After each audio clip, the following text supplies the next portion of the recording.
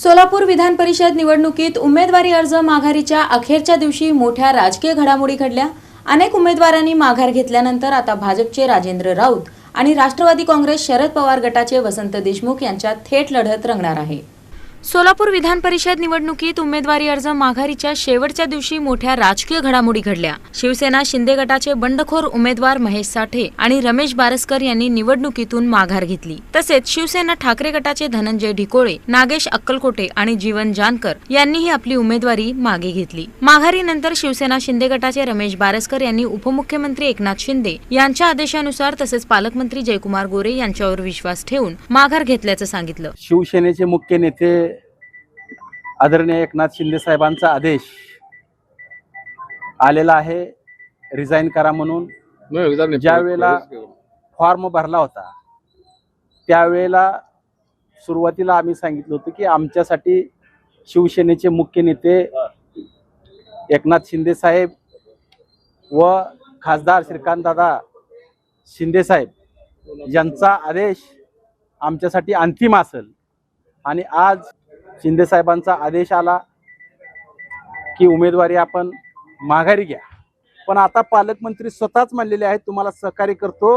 सलमान खानचा डायलॉग त्यांनी मारलेला आहे, एक बार मैंने कमिटमेंट किया तो मैं खुद की भी नहीं सुनता। अशा पद्धतीने पालकमंत्र्यांनी माझ्या संग त्यामुळे त्यांच्यावर विश्वास ठेवून आज या ठिकाणी शिंदे साहेबांच्या आदेशानुसार आणि पालकमंत्र्यांवर विश्वास ठेवून या ठिकाणी उमेदवारी माघारी घेतली। तर धनंजय ढिकोळे यांनी सन्मानाची वागणूक मिळेल या आश्वासनानंतर उमेदवारी मागे घेतल्याचं स्पष्ट केलं। 2-3 दिवसात जिल्ह्यातल्या प्रमुख लोकांशी सर्वांना विचारात घेऊन निवडणुकीतून माघार घेण्याचं ठरवलं। नगरपालिकेच्या प्रमुख लोकांना भेटून या निवडणुकीत माघार घेण्याचा निर्णय घेतला। सुद्धा सर्व पक्षातली माझे मित्रच आहेत, त्यामुळे भेटीगाठी होत असतात राजकारणात। सर्व प्रमुख नेत्यांना भेटून आलो काल, जिल्ह्यातील सर्व नेत्यांना भेटलो। कालही अकलूजमध्ये खासदार साहेब भेटलो, जानकर साहेब भेटलो। बैठक वगैरे तसा काय प्रकार नव्हता। पण मग काय त्यांनी काय सांगितलं, माघार घ्या असं सांगितलं नाही। या चर्चेतनं एक उमेदवार निघाला अशा पद्धतीने। महेश साठे यांनी युती धर्माला प्राधान्य देत निवडणुकीतून माघार घेतल्याचं सांगितलं। पण तो अर्ज भरल्यानंतर सर्व वरिष्ठ नेते मंडळी त्या ठिकाणी परिस्थितीनुसार महाराष्ट्रामधली त्या ठिकाणी चर्चा झाली। मग त्यावेळेस प्रत्येक जागेवरती त्या ठिकाणी काही अपेक्षा असलेल्या आमच्यासारख्या कार्यकर्त्यांनी जागा भरल्या। त्यावेळेस वरिष्ठांनी त्यांच्या कार्यकर्त्यांना बीजेपीचे आदेश दिले की बाबा आपण नाशिकमध्ये त्या ठिकाणी युतीचा धर्म पाळला पाहिजे।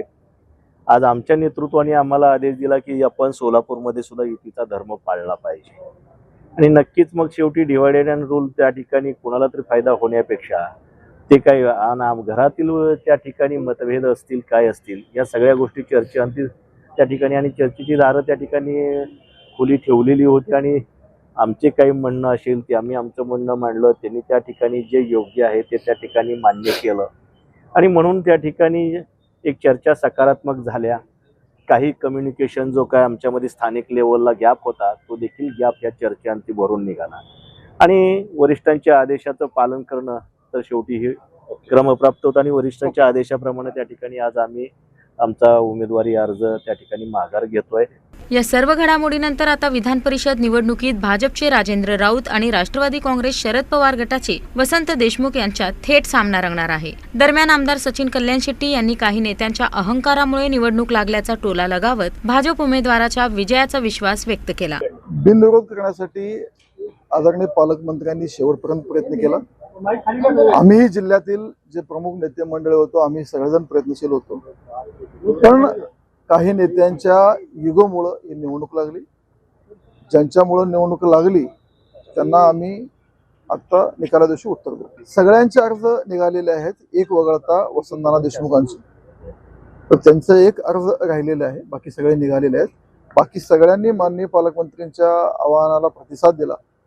सगळ्यांनी बैठक करून एकमताने निर्णय करण्यात आला, कारण सगळ्यांना मान्य आहे की या सोलापूर जिल्ह्यामध्ये विधान परिषदेच्या निवडणुकीत मतांची बेरीज आहे, जे भाजपच्या चिन्हावर निवडून आले ते तर आहेच आहेत, त्याला सोडून जे लोक आमच्यासोबत जोडलेले आहेत ह्या सगळ्यांची गोळाबेरीज करता ही निवडणूक लढवण्यासारखी नव्हतीच, पण केवळ युगोंमुळे ही निवडणूक लढली गेली।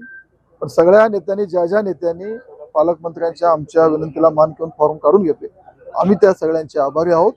ज्यांनी ठेवलं त्यांच्यासोबत निवडणूक लढवू आपण. निवडून आलेले सदस्य किती आहेत, भारतीय जनता पार्टी सहयोगीचे महायुतीचे किती आहेत, केवळ बिनविरोध होऊ नाही द्यायची, केवळ मला काहीतरी महत्व यायला पाहिजे अशा भूमिकेने ही निवडणूक लावलेली आहे. तुमचा महत्व किती आहे हे निकालाच्या दिवशी कळेल आपल्याला. तर पालकमंत्री जयकुमार गोरे यांनी विरोधकांनी केवळ विरोधासाठी उमेदवार दिला असला तरी भाजप ही निवडणूक गांभीर्याने लढणार असून विजय निश्चित असल्याचा दावा केला. तसेच अदृश्य शक्ती संदर्भातील चर्चांवर भाष्य करत अशा सर्व घडामोडींवर बारकाईने लक्ष ठेवून काम करणार असल्याचं त्यांनी सांगितलं. नाही, आता निवडणूक लागलेली आहे.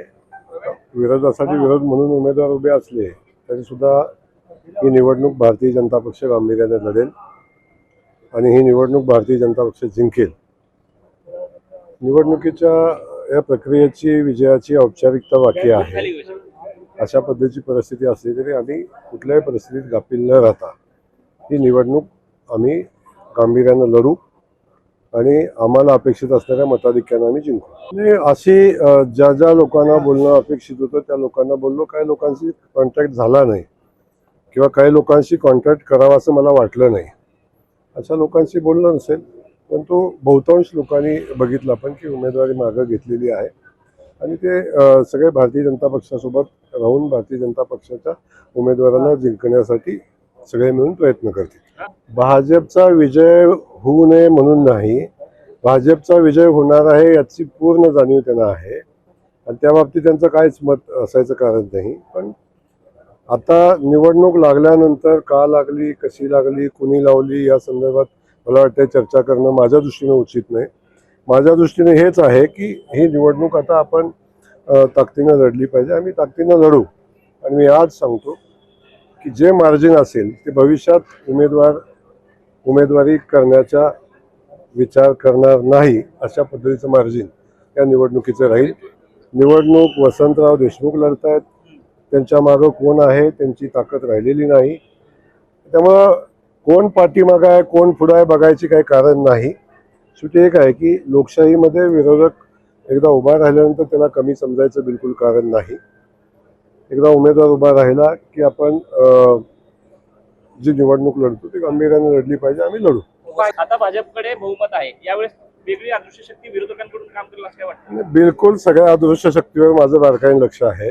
अजिबात काळजी करायचं कारण नाही आणि अशा अदृश्य शक्तीवर बारकाईने नजर ठेवून आपण काम करू. यामुळे सोलापूर विधान परिषद निवडणुकीची रंगत वाढली असून आता सर्वांचं लक्ष मतदान आणि त्यानंतरच्या निकालाकडे लागलं आहे.